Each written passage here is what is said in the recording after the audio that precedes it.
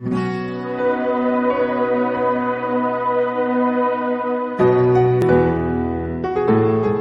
शांति।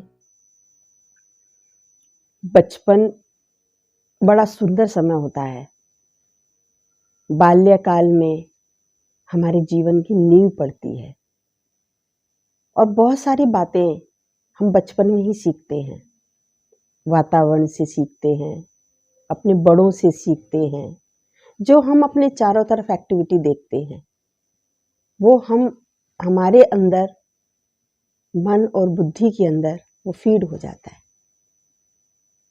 जीवन के वास्तव में देखा जाए वो नींव का समय होता है बाल्यकाल।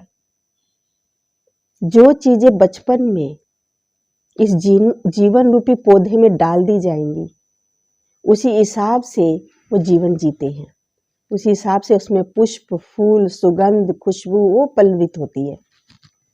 तो बहुत सारी बातें ऐसी होती हैं जब हम छोटे बच्चों को उस तरह की एक्टिविटी करते हुए देखते हैं तो कई बार हम इग्नोर कर देते हैं। तो सोचते बच्चे हैं, ये तो इनका नटखटपन है।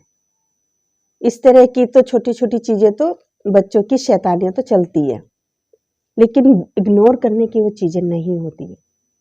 यदि बाल्यकाल में ही हम उनको सही दिशा देंगे, सही मार्ग देंगे, तो उनका आगे का जो जीवन है वो बहुत सुदृढ़ और सुखमय होगा।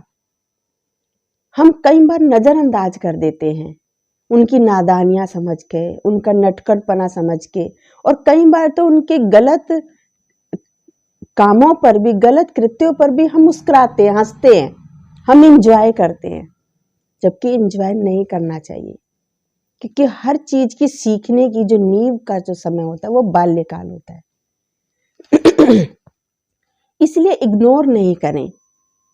बहुत सारी बातें हैं जो हमको बचपन, जीवन पर्यंत हम सीखते हैं, लेकिन जीवन के लिए जो मेन नींव है वो बाल्यकाल में ही पड़ती है। ऐसी ही एक छोटी बच्ची जो अपने घर में खिड़की पर बैठी हुई थी और खिड़की से वो बाहर के नजारे देख रही थी।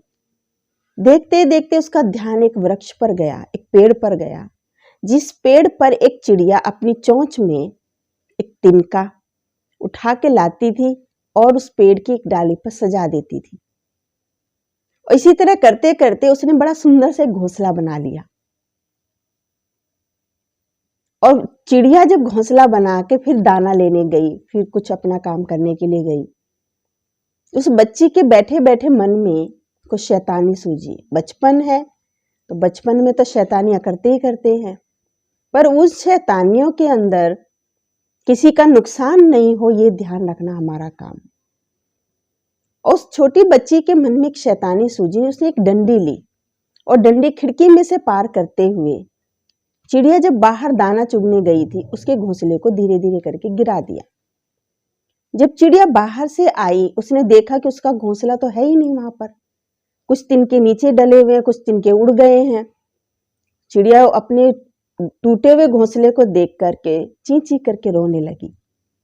कुछ समय के पश्चात चिड़िया ने अपने आप को संभाला कि मैं रोती रहूंगी तो घोंसला दोबारा कैसे बनेगा। उसने वापस अपने आप को संभाला और फिर से घोंसला बनाने लग गई। लेकिन जैसे वो घोंसला बनाती और चिड़िया वहां नहीं होती, वो छोटी बच्ची उस घोंसले को बार बार गिरा देती। 2-3 दिन ये प्रक्रिया चलती रही। एक दिन उस छोटी बच्ची की माँ की नजर में ये बात आई। उसने उस बच्ची को कहा, नहीं बेटा, वो चिड़िया है, एक पक्षी है, वो तुमको कह नहीं पा रहा, लेकिन तुम उसकी मेहनत को खराब कर रही हो। उसने इतना सुंदर घोंसला बनाया, तुम उसको गिरा रही हो, उसको कष्ट पहुंचा रही हो। लेकिन बच्ची है, उसको माँ की बात समझ में नहीं आई। उसने हाँ तो कह दिया, माँ के जाते फिर से उसने यही काम किया। लेकिन जब माँ ने कई दिनों के बाद ये देखा इस बच्ची पर मेरी बात का कोई फर्क नहीं पड़ रहा है और ये बार बार उसका घोंसला गिरा रही है, माँ ने बड़ा समझदारी का काम किया और माँ ने सोचा इस बच्ची को शिक्षा देनी चाहिए। माँ उसकी पसंद की एक गुड़िया उसके सामने उठा लाई और उसने उसके सामने उस गुड़िया को तोड़ दिया।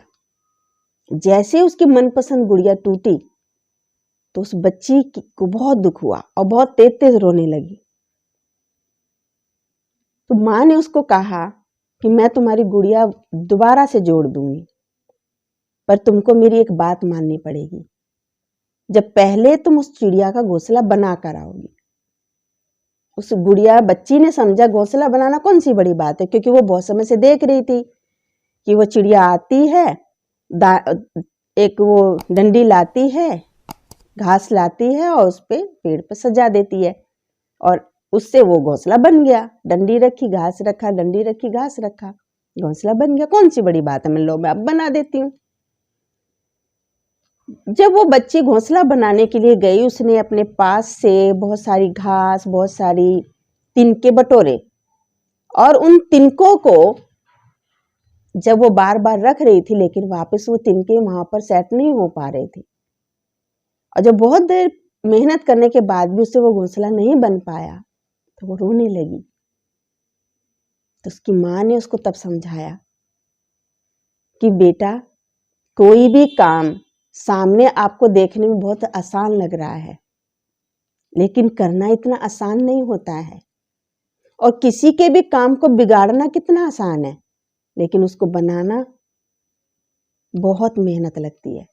नहीं बना पाते हम कभी कभी किसी के काम को। इसलिए कभी भी किसी का नुकसान नहीं करो। अगर जीवन में हो सके तो मदद करो, किसी के काम आओ, ना कि किसी के काम को बिगाड़ो। उस छोटी बच्ची को तो इस बात से लेसन मिल गया कि मैंने इसका नुकसान किया, उसको दुख पहुंचाया, कष्ट पहुंचाया, और मैंने माँ की बात नहीं मानी, तो देखो मेरी प्यारी गुड़िया भी टूट गई और इसका घोंसला भी मैं नहीं बना पाई। उसके अंदर ये खूबी है, चिड़िया के अंदर घोंसला बनाने की, और जरूरी नहीं है हम में हो, पर हमें दूर से लगता है कि कौन सी बड़ी बात है। दूसरे के काम को हम छोटा आंकते हैं। कर्मों की वैल्यू को समझना है। कर्म कोई छोटा और बड़ा नहीं होता है। ये वैल्यू जब हम बचपन से ही, छोटेपन से ही बच्चों के अंदर संस्कार के रूप में डाल देंगे, तो जीवन में हमेशा वैल्यूएबल कर्म करेंगे और जीवन के हर छोटे बड़े कर्म की वैल्यू को समझेंगे। कर्म कितना बड़ा है, कितना छोटा है, वो मायने नहीं रखता है। कर्म की गुणवत्ता कैसी है, कर्म करने की प्रति हमारी इंटेंशन कहती है, हमारा भाव कैसा है, मायने वो रखता है। मायने वो रखता है कि वो कर्म कितना खास है किसी के लिए, उससे उसकी वैल्यू नापी जाती है। बहुत बड़े लेवल का कर्म हो तो ही बड़ा हो, जरूरी नहीं है। देखिए, चिड़िया का घोंसला चिड़िया बना सकती है, लेकिन हम और आप नहीं बना सकते। तो बहुत सारी बातें ऐसी होती हैं जिनको हम इग्नोर कर देते हैं।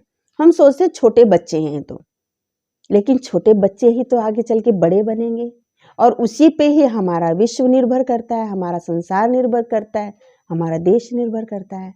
उन्हीं के कंधों पर ही तो ये संसार चलने वाला है, उन्हीं के कंधों पर ही तो हमारा ये समाज टिकेगा।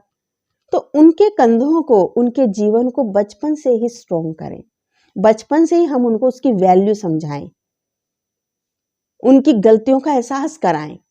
जब एहसास कराने का तरीका भी होता है, कितने प्यार से, कितने अच्छे ढंग से, जब तक वो बच्चे को उसका एहसास नहीं होगा तब तक वो चेंज नहीं लाएगा। इसीलिए बचपन जो होता है वो हमारे इस सुंदर जीवन की आधारशिला होती है। जब आधार स्ट्रोंग होगा, श्रेष्ठ होगा, शक्तिशाली होगा, तो जीवन रूपी बिल्डिंग अपने आप खूबसूरत होगी। इस जीवन से अनेक गुण रूपी पुष्प खिलेंगे और कितने लोगों के जीवन को महकाएंगे, इस संसार को महकाएंगे, देश को महकाएंगे, हमारे समाज को महकाएंगे, आपके परिवार को महकाएंगे। आज हम ये तो शिकायत करते हैं कि बच्चे ऐसे हैं, पर बच्चों की परवरिश करने में कभी कभी हम कहीं कहीं चूक जाते हैं। इसलिए परवरिश हम सुविधाओं से जरूर करें, धन से करें, साधनों से करें, उनकी इच्छा पूर्ति से करें, उनकी आवश्यकताओं को पूर्ण करने में करें, पर वो जो मॉरल वैल्यू वाली चीज थी, जो जीवन की मेन आधार चीज थी, उसको नहीं भूलें। वो बहुत जरूरी है।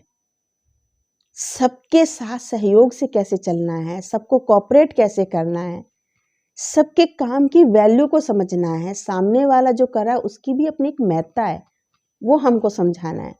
तो ये छोटी सी बात है, लेकिन इससे जीवन बड़ा सुंदर महकता है। और जीवन जब सुंदर महकता है तो खुद भी को भी आनंद देता है और हमारे आसपास जो हैं उन सबको भी आनंद देता है। तो उस आनंद का अनुभव करने के लिए, उस खुशी का अनुभव करने के लिए, उस सुगंध का, उस एक आनंदमय वातावरण का अनुभव करने के लिए हमको बाल्यकाल से इस नींव को मजबूत करना पड़ेगा। ओम शांति।